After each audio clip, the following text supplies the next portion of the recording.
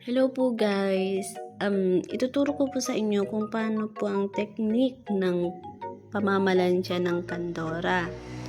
So, ganyan po. I-close lang po muna yung butones ng kandora. Pero yung iba pong kandora is the zipper po. Kaya i-zipper yan. Pero yan po ay may butones siya. Ayusin muna bago plansyahin. Tsaka, sprayan. Ayan. Mas comfortable po ako na gamitin yung spray na yan kaysa sa spray ng iron. Kasi madumi yung tubig ng iron. Tapos, ang una ko pong pinaplansya dyan is yung sa kamay ng kandora. Ganyan lang po yan. Yan lang po. Mabilis lang yung technique niyan. Ganyan lang. Pero alam niyo ba nung una, hindi ko po alam mamalansya ng kandora. Halos salita ng amo ko. Pero sige lang. Try and try lang hanggang sa ma-practice. So ngayon, ayan, na-practice ko na. Maganda na siya. Ayan, ganyan lang. Unahin mo na yung kamay. Sa harapan ng kamay, tapos sa likod ng kamay, ganyan. Yun po ang uno-uno yung gagawin. Pagkatapos po niyan, isusunod na lang yung sa dibdib. Hanggang sa pababa na yan. Ganyan.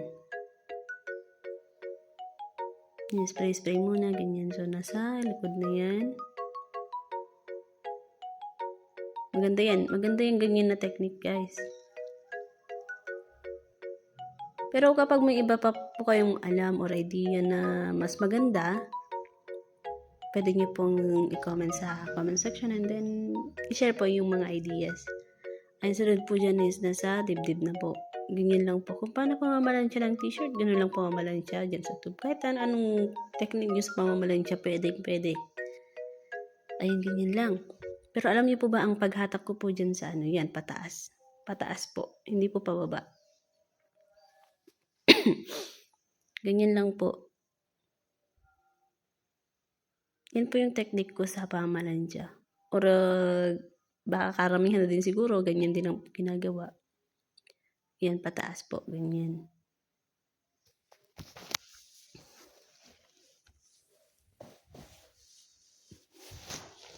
Ganyan lang po ang pamamalansya sa kandora. At saka ayun, ganyan lang. At saka ibabaliktad ko po yan. Ibabaliktad ko po yan ng pa-circle lang. Yung lang, simpleng pabaliktad lang. Pero dapat iangat nyo siya. Iangat nyo po siya na ibaliktad. Hindi yung parang nagbaliktad ka lang nang wala. Ganun. Tingnan nyo po kung paano ko gagawin. Ganyan. Ganyan po ang pagbaliktad niyan. Hawakan nyo yung magkadulo ng ng baba ng kandora. Ganun lang ang pagbaliktad dun. Tapos tingnan nyo po kung paano ko po siya hatakin. Ganyan lang po. Ganyan as ayusin, ganyan. Sprayan, tapos plansyahin ulit. Madali lang. Ganyan lang guys. Sa mga tulad ko nahihirapan na mamalansya, ganyan ang mas magandang technique ng pamamalansya ng kandora. Ganyan, tapos hatak ulit. Ganyan lang po. Kasi isa din po ako noon na nahihirapan kung paano maayos na pamamalansya ng kandora. Ganyan. Ganyan lang po siya. I-share ko lang din po yung nalalaman ko. Pero kung may mas magandang idea po kayo, pwede nyo pong i-share sa akin para i-try ko din. Kung gusto lang ninyo, maganda naman pag ganun, share knowledge, ganyan. Sharing is love. Ganyan. Ganyan lang po. Ganyan po yung ginagawa ko sa may batok at saka sa likod niya. Inaano ko po siya. Inaangat ko po. Kasi may butones po yan sa baba.